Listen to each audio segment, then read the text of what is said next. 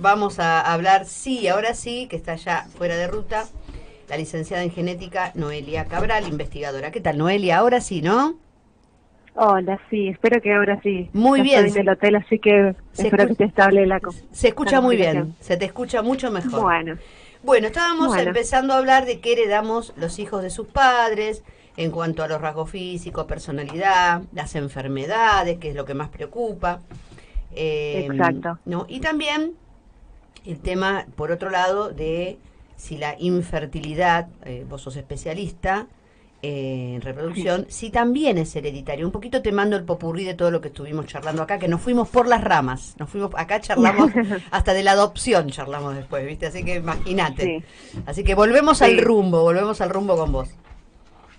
sí, sí, justamente que me dedico a esta parte de reproducción son las dudas que siempre surgen en los pacientes, ya sea porque van a recurrir a gametas donadas y por lo tanto tienen dudas o incertidumbres sobre la parte genética que va a aportar el donante o la donante de óvulos de espermatozoides y sale la sale la charla y en realidad también una reflexión sobre, bueno, qué nos hace padres, es la biología, es la genética, es lo que inculcamos, y ahí uno intenta por ahí explicar un poquito de cuáles son los rasgos que serían y cuáles no, porque Ujú. muchas veces nos dicen, mira, quiero que sea un donante de tal y tal característica, pero además quiero que sea apasionado por el arte o que sea deportista Pero en o serio, alguna que Noelia, ¿vos en serio me decís que los futuros padres piden eso? sí, sí, muchos. Inclusive algunos que tienen preferencias sobre si quieren que sean de River o de Boca y nosotros, o No, sea, no, no se dentro puede creer. no, no, No se puede creer. sí, sí, sí. Hay un Increíble. abanico de posibilidades y la gente a veces se pone también ¿Y vos ansiosa qué? respecto a ¿Y qué estas le cosas. contestás vos? ¿Qué le decís? Decime lo que le respondés, por favor. Estoy deseosa de saber. No, sí, no, primero en las consultas tratamos de dar información con los profesionales de cada área y además también dar notas o publicaciones para que se entienda la parte que es biológicamente importante de todo el resto que es un agregado. Claro. Nosotros lo que siempre explicamos es, para cada característica nosotros tenemos dos variantes, una que heredamos de nuestros padres y otras de nuestras madres. Es como que nuestro componente genético, nosotros tenemos 23 cromosomas que heredamos de un lado y 23 del otro. Cada vez que producimos nuevas gametas, estos cromosomas que tienen genes adentro se mezclan al azar, o sea que ahí no podemos hacer nada al respecto, se mezclan y en la siguiente generación se va a producir o sea, vos como persona producís óvulos con una cierta cantidad de genes y tu Ujú, pareja aportaría la otra mitad. Esa combinación se hace al azar. Y estos genes, que portan estas dos variantes que se llaman alelos, técnicamente son alelos, ujú. pueden expresarse uno u otro. Eso va a depender también de otros factores. Primero, de la capacidad del gen en sí. Hay alelos que son más fuertes, digamos, se llaman dominantes en términos genéticos, y otros eh, más débiles que no se expresan. Y además van a depender de la interacción de todos los otros genes y del ambiente en el cual se Por desarrollan. ejemplo, sí, Entonces, es un ejemplito así al pasar para que la gente entienda. Si el alelo de mi marido es más fuerte, puede ser que mis hijos tengan los ojos de él. exactamente. Ay, bueno, de ahí más o menos le Adem- entendí. Claro, y además vos tenés que pensar que también para una misma característica, por ejemplo, color de ojos, existe más de un gen que está implicado en eso. Para Ujú. todo lo que sea coloraciones, como de cabellos, de piel, de ojos, hay varios genes. Por eso Ajá. se acompleja un poco poder predeterminar cómo van a heredar esos genes en la Claro, siguiente claro, por generación, eso, porque depende de una combinación de muchas cosas. claro, por eso no todos los hijos van a nacer con el mismo color de ojos, por ahí el mismo color de pelo. Claro, Exactamente, si no saldrían todos exactamente. igualitos. Exacto. Ah, Además, también lo que nosotros tenemos como incorporado siempre es que todos los genes que tengan características claras, como cabellos rubios, ojos azules o verdes, siempre o sea, en general son genes recesivos. O sea que si vos del otro lado aportás una de las variantes que son dominantes, automáticamente lo va a sesgar o no va a permitir que se exprese. Vos esa información genética la vas a tener, por lo ujú. tanto la podés llegar a heredar a tus próximos hijos y por eso mucha gente habla de que hay características que se saltean una generación y aparecen en la siguiente. Tiene los Ajá. ojos verdes de la abuela. ¿y cómo puede ser si el padre no lo tiene? Sí, bueno, es como que el común de la gente dice se salteó una generación. En realidad esa información estuvo siempre dentro del padre, lo que pasa es que nunca lo pudo expresar, porque se sintió, ese alelo se relegó por uno dominante de color de ojos marrones oscuros, por ejemplo. Y así para todo, lo mismo pasa para las enfermedades, porque por ahí estas características, rubio de ojos celestes, es muy banal hablar, pero también hay enfermedades que se comportan de la misma manera y cuando aparecen de manera recesiva no pasa nada, es como que uno porta el gen defectuoso, pero como tenés la otra copia normal no pasa nada, y sin embargo en la siguiente generación, si justo tu pareja también es portadora de esa variante defectuosa y se combinan justo ambas copias que son defectuosas, aparece la enfermedad en la siguiente generación. Entonces ahí suelen también aparecer enfermedades que por ahí dentro de la familia se conocen, se saben, y no necesariamente todos los miembros de la familia lo expresan. Y eso, Noelia, eso se sabe después que pasa. No se puede, todavía la ciencia no llegó a poder preverlo. En realidad técnicamente es posible hacerlo, lo que pasa es que, imagínate que para eso nosotros tendríamos que cada uno de nosotros testearnos para todas esas enfermedades conocidas, porque hay un montón que son desconocidas. Primero, para las enfermedades conocidas que tienen causa genética, tendríamos que testearnos, nosotros y nuestra pareja. Determinar si hay un riesgo de que alguno de nuestros hijos salga con esa enfermedad. Hacer reproducción asistida y a esos embriones mandarlos a analizar con lo que sale económicamente y además con lo que técnicamente cuesta, porque son todos tiempos diferentes, y ahí podríamos llegar a detectar el embrión que tiene esa enfermedad y preferir no transferirlo y elegir alguno de los hermanitos, entre comillas, podríamos decir, que no tenga la enfermedad y transferir solamente eso. Eso actualmente en algunos países del mundo que lo tienen perfectamente legislado, se puede llegar a realizar, y es solamente con recomendación médica para enfermedades de gravedad que son mortales, obviamente. Para el resto no, porque imagínate que cada uno nos empecemos a poner en ese punto de seleccionar en base a características que nosotros creamos. No, porque nosotros visualmente, digamos, por observación del entorno nuestro, a veces se da de madre obesa, algún hijo obeso, de padre diabético, algún hijo también, digamos, como que son antecedentes que la misma medicina te los pregunta si tienen Exactamente.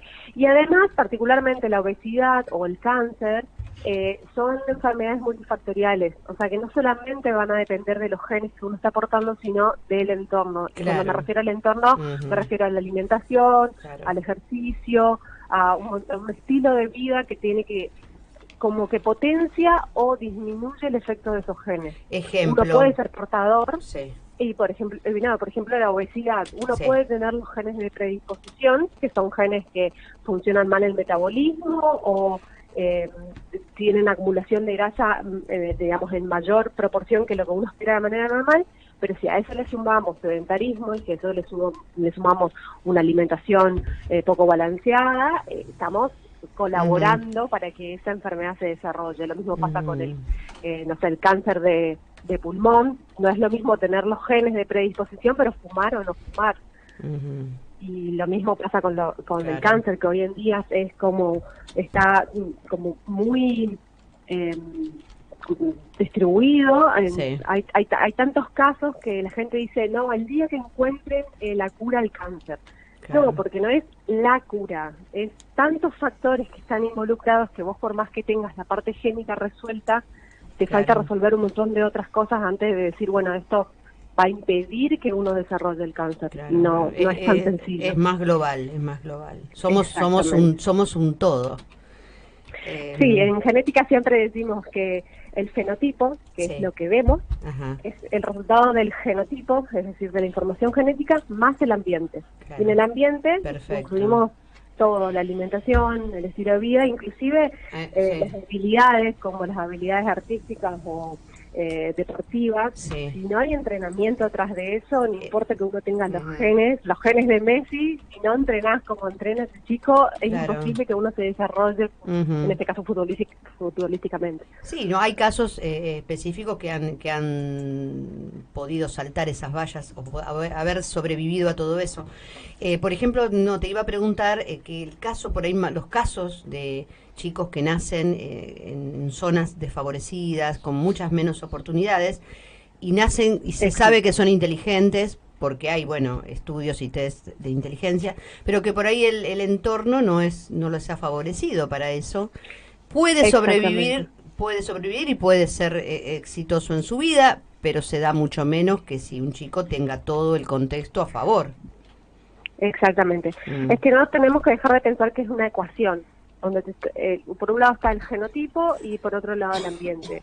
Eso exacto. suma o resta y vos podés tener, partiendo de una misma base génica, si tenés un entorno favorable, buena alimentación, estimulación temprana, acceso a la educación, seguramente todos esos genes van a llevar a que la inteligencia de ese chico se desarrolle en su máximo potencial. Sin Ujú. embargo, en un lugar donde la carencia de nutrientes o la falta de incentivo a la educación va a hacer que esos genes, partiendo de la misma base, van a, digamos, nivelen hacia abajo y en realidad tengan un resultado mucho peor que el mismo niño con los mismos genes en otra situación, en otro entorno. Sí. Te hago una última pregunta que entramos en otro tema, pero que lo podemos extenderlo en otro programa, ¿no? Porque como son muchos Sí, temas y todos son interesantes, creo que te vamos a tener un poco de cabecera para todas nuestras estas cuestiones. cuando Bueno, quieran, imagínense que no tengo... una pregunta y respondémela en forma global y la avanzaremos en otro, ¿no? Em, para hacer un tratamiento, ¿no es cierto? Primero hay que determinar los motivos, las causas de la esterilidad de la pareja, o no es Sí, necesario, porque por todo lo conocimiento que uno tiene de conocidos, digamos, ¿no? De gente del entorno, que determinar la esterilidad es traumático, a veces cruento, y después sí. de eso decir, bueno, no, entonces iniciamos un tratamiento, ¿no? No sé si mi pregunta te das cuenta de lo que quiero preguntar, ¿no? Si realmente eh, eh, saber la esterilidad, los motivos de la esterilidad son importantes para comenzar un tratamiento o no. Sí, sí. Obviamente siempre conocer la causa va a ser una mejor posición que no saberla, empezando por ahí. Pero también pasa que en reproducción muchas veces estamos esperando resultados inmediatos. Y imagínate que para la Organización Mundial de la Salud, una pareja en edad reproductiva se considera fértil, o sea, recién se considera infértil cuando pasa un año de relaciones sexuales no protegidas. Entonces, la verdad que es un camino largo, es un año entero que uno tiene que esperar Claro. teniendo relaciones sexuales con tu pareja de manera natural y recién ahí, cuando no se produce un embarazo en ese término, empezar a sospechar de una posible infertilidad. O Y sea que ahí imagínate que ese es empieza, recién el primer claro, y ahí paso, empieza el otro, ¿no? El otro paso, como decís vos, el claro. otro Ir paso. a averiguar y a Obviamente preguntar. que, exactamente, obviamente que Mm, también va a depender de la edad de la pareja, sobre todo de la edad de la mujer, ya que es la que se considera la mayor limitante. A partir de los 35 años la fertilidad en la mujer decae de manera abrupta, entonces como un punto de inflexión en donde el médico dice, bueno, la OMS dice que esperemos un año, pero en mayores de 35 años en general esperamos 6 meses y si ahí no ocurre de manera natural claro. empezamos a hacer los Ujú. primeros estudios. ¿Y cuál es el Y a tratamiento? partir de Sí. ahí hay Mm, todo un camino ujú, de nivel de complejidad en el que uno puede ir aumentando claro, en base a, a descartar o algunas patologías. claro. Que es muy importante, ¿no? Descartarlo. ¿Cuál es el tratamiento hoy por hoy? Después lo vamos a ampliar. Obviamente le digo a la gente que está escuchando más que nada, que por ahí está esperando la pregunta, ¿no? ¿Cuál es hoy el Sí. tratamiento más efectivo para la fertilidad? Sería difícil responder eso porque es caso por caso, pero eh, O los menos en realidad cruentos por ahí, ¿no? Porque, y lo menos cruentos en el sentido de que por ahí uno evita pasar por un quirófano sí. es la inseminación artificial Ajá. guiada por médicos, porque el médico te hace un estudio de reserva ovárica para ver si tus ovarios están funcionando, las trompas están permeables, la pareja tiene espermatozoides, porque a veces nos olvidamos de eso, de que en una pareja es mitad y mitad, y a veces se estudia Claro, mucho a la mujer y poco al hombre. claro. Entonces, una vez que descartamos lo macro y decimos, bueno, todo aparenta estar bien, lo que hacemos es un monitoreo de la ovulación, ya sea por ecografía, por hormonas, o inclusive a veces con medicación inclusive, para saber el día de la ovulación. Y el día de la Ujú. ovulación se hace una inseminación, que es en un consultorio ginecológico, sin anestesia, sin ningún tipo de intervención quirúrgica ni nada, simplemente se deposita la muestra en el cuello del útero y como que le estamos dando un empujón a estos espermatozoides para que lleguen a la trompa de manera más rápida, sin tener que pasar las barreras Claro. eh, naturales, digamos, que a los Ujú. que lo haríamos de manera convencional. Entonces, eso sería la forma más accesible, digamos, de hecho se llama métodos de baja complejidad porque no requieren de mayor instrumental ni de mayor tecnología, es simplemente darle un soporte Ujú. y tiene una tasa de éxito bastante alta, siempre y cuando considerando que estamos partiendo de parejas que no tienen otra patología de base. Bien, bien. Una vez que uno empieza a detectar otro tipo de cosas, ya tenés que cambiar Y sí, también la no, técnica. no sé, Noelia, vos qué pensás, pero calculo que debes trabajar interdisciplinariamente porque la parte psicológica debe, la ansiedad Ex- y todo eso debe influir muchísimo.